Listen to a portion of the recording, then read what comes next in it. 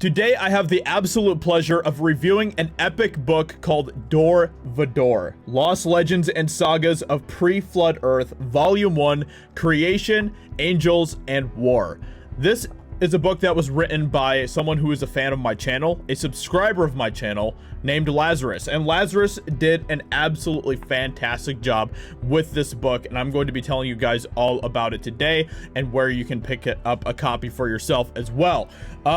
Lazarus is someone who sees a lot of the nonsense that is going on in culture. He is someone who wants to kind of reform story and kind of bring back good storytelling. And that is what he set out to accomplish with this book, and he succeeded very, very well. So Dor Vahdor is a book that it reminds me a lot of like the hero sagas, and I am a huge fan of those types of stories like Beowulf and the Epic of Gilgamesh and the Odyssey and the Volsung sagas, the the Vinland sagas. All of these stories are stories that I love dearly, and I am always reading those types of stories. And that's one of the things that stuck out to me when I was reading Dor Vahdor, was how much it reminded me of some of those stories. It's a book about like pre-flood concepts and theories and forgotten history, and those are things that I am very fascinated with as well. Anybody who listens to my podcast, the Epic Man podcast, knows that we really delve into a lot of that stuff over there, where we talk about things from the past. We talk about things that have been lost to time, forgotten history, secrets that are waiting to be discovered once again. All of that type of stuff is stuff that I am absolutely fascinated by. And this book really encapsulates all of that very, very well. The thing that, like I said, the thing that stuck out to me was how much it reminded me of those types of hero sagas, where the way that it is written, the way that it is expressed, it really immerses you into the story and makes you feel like that you are holding in your hand a relic of the past, something that has been forgotten.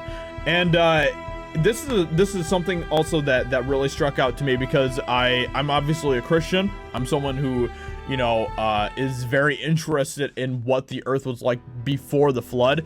And that's what this whole book is about. It is about pre-flood earth and kind of the development of pre-flood earth and what pre-flood earth might have been like. And, while I don't necessarily believe in a lot of the stuff, and there's a lot of stuff in here that I think is probably more fictional in a lot of ways, more than stuff that is actually based on things that happen, the grand scope of what this book is about is stuff that I believe in when it comes to how the earth was created and all of that type of stuff. And it really delves into a lot of that. This story focuses a lot on Lucifer as a main player and character in the story, and kind of the fall of Lucifer and how Lucifer became Satan and everything else. So that I found very interesting. And if you are someone who is a fan of like even things like Star Wars, and how it kind of shows the fall of Anakin Skywalker into becoming Darth Vader, this is something that you might find very fascinating and interesting in this book as well, because it kind of reminded me a little bit of that as well. The other thing that really stuck out to me, that I would say is kind of the best description for what this book is like, is that it is like the Silmarillion for Genesis.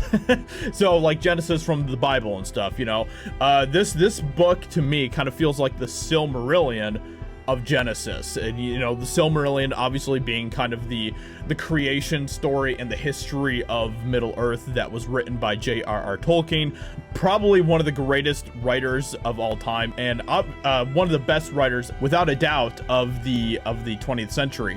So and the Silmarillion is a book that I love a lot, and that's what this book kind of reminded me of. There's a lot of beauty and work that went into crafting this book, and I can absolutely tell that when I was reading it. There's a lot of love and passion for good storytelling, which is something that I think that we all are craving, right? Like, we all want good stories. We want good storytelling once again, and that's something that Hollywood just isn't giving us, and that is something that a lot of writing in general just doesn't really feel like it's giving us, because There's just so much woke nonsense out there. There's so much just focusing on the wrong things like identity, politics, and all of that type of nonsense that we are just sick and tired of. And this book doesn't have any of that. And it was such a breath of fresh air to have someone who just wanted to tell a good story. And I am honestly impressed by some of the depth within this book as well. Like I said, it reminded me of a lot of ways the hero sagas and like the Silmarillion and some of that type of stuff.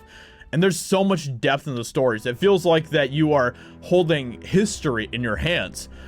And that's what this book really reminded me of in a lot of ways.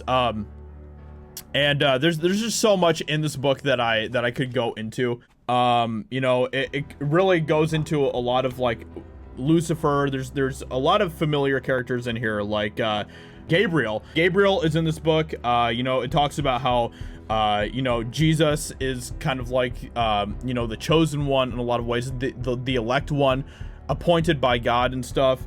It talks about how you know, God created the world and everything else. And it's all just so beautifully crafted. It really, really is. And there's a lot of tragedy in this book as well. So if you're someone who wants good storytelling, if you're someone who wants to kind of see a return to what good storytelling is, then I think that you guys would absolutely appreciate this book and what Lazarus has created. I was on a phone call with Lazarus a little bit ago, and he's a really good dude. He's someone who is actually planning on creating 10 volumes within this series, and he is working on the next ones right now.